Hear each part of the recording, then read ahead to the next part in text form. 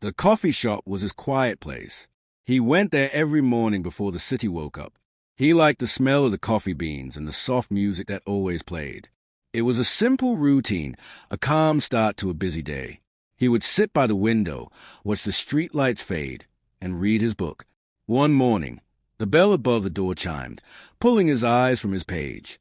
A girl he had never seen before stood there, looking at the menu on the wall.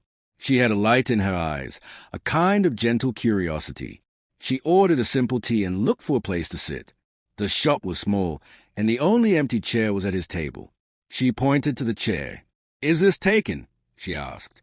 Her voice was soft, like the morning light. He shook his head. "No, please." She sat down, placing her cup on the table. She didn't pull out a phone or a book.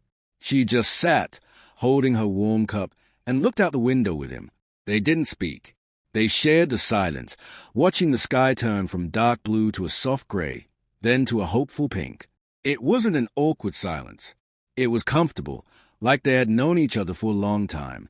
When he finished his coffee, he stood up to leave. He felt a need to say something, to break the quiet spell they had shared. "Have a good day," he said. She looked up at him, and the way her face lit up was like the sun breaking through the clouds. "You too." He left the coffee shop feeling different. The city seemed less gray, the sounds of traffic less harsh. The memory of that shared quiet stayed with him all day. The next morning, he hoped she would be there.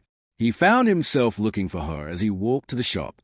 She was sitting at the same table by the window, a cup of tea in her hands. She saw him, and a small, happy look crossed her face. He felt his own heart give a little jump. He got his coffee and sat down in the chair opposite her. "Good morning," he said. "Good morning," she replied. This time, they talked. It was easy. They talked about simple things. The weather, the books they liked, the way the city felt when it was just waking up. He learned that she was new to the city. She had moved for a job, but she was still trying to find her way.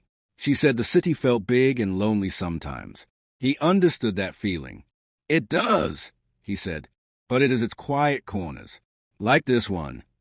She looked around the cozy shop. "Yes, I was happy to find it." They talked until the shop started to fill up with the morning rush. He had to leave for work. "I'll see you tomorrow," he asked, feeling a little bold. Her happy look returned, brighter this time. "Yes, I'd like that." And so, it became their routine. Every morning, they met at the little coffee shop. They shared a table, a conversation, and the quiet comfort of the early hours. He learned about her dreams. She wanted to paint. She saw colors in the world that he had never noticed before. She would describe the exact shade of the morning sky or the deep green of the leaves in the park. She learned about his work. He built things with his hands, creating furniture from wood. He told her about the feel of the wood, the smell of the sawdust, and the satisfaction of making something useful and beautiful. He found himself wanting to show her his workshop, to share that part of his life with her. One Saturday, he asked her if she wanted to see it. "It's not much," he said, feeling a little nervous. "It's a bit messy." "I would love to," she said, her eyes shining with real interest. His workshop was filled with the sweet smell of wood. Tools hung neatly on the walls. Half-finished chairs and tables stood like patient statues. He showed her a small rocking chair he was making for his sister's new baby. He ran his hand over the smooth, curved wood. She touched it gently.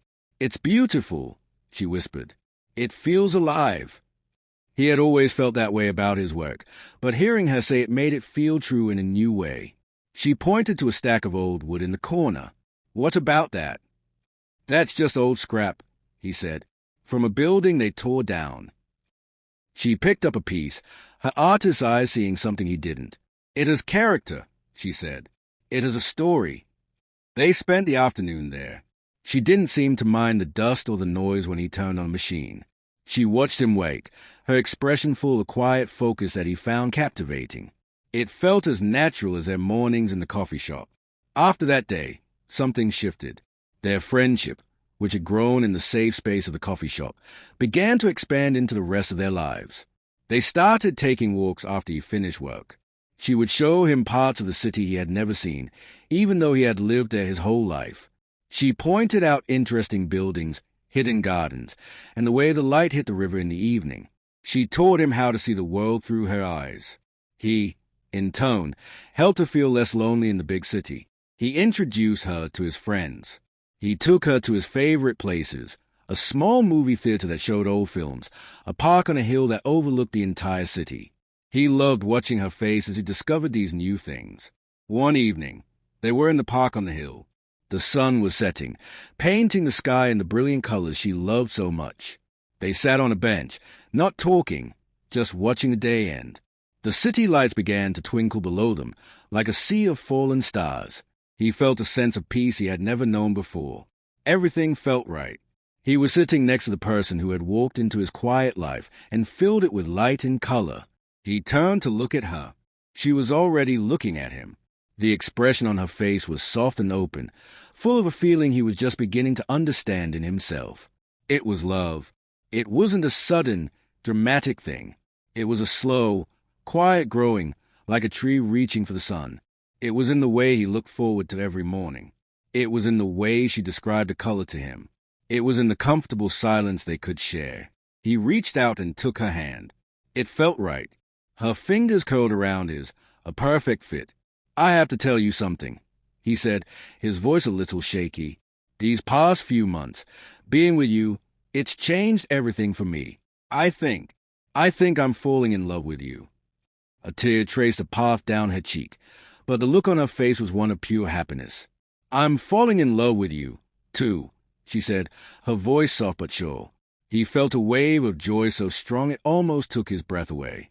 He leaned in and kissed her. It was a simple kiss, gentle and sweet. It tasted of hope and tea and sawdust and new beginnings. It was a promise. From that day on, their love story was written in the simple moments. It was in the coffee they shared every morning, in the walks they took every evening. It was in the paintings she started to create, full of bright colors and life, inspired by the love she had found. It was in the furniture he built, which seemed to hold a new warmth and beauty. They built a life together, a life that was both quiet and full of color, just like them. It was a life built on shared silences and easy conversations, on seeing the world through each other's eyes. It was a simple love, but it was strong and true. And it all started with an empty chair in a quiet coffee shop on a morning when the city was just beginning to wake up.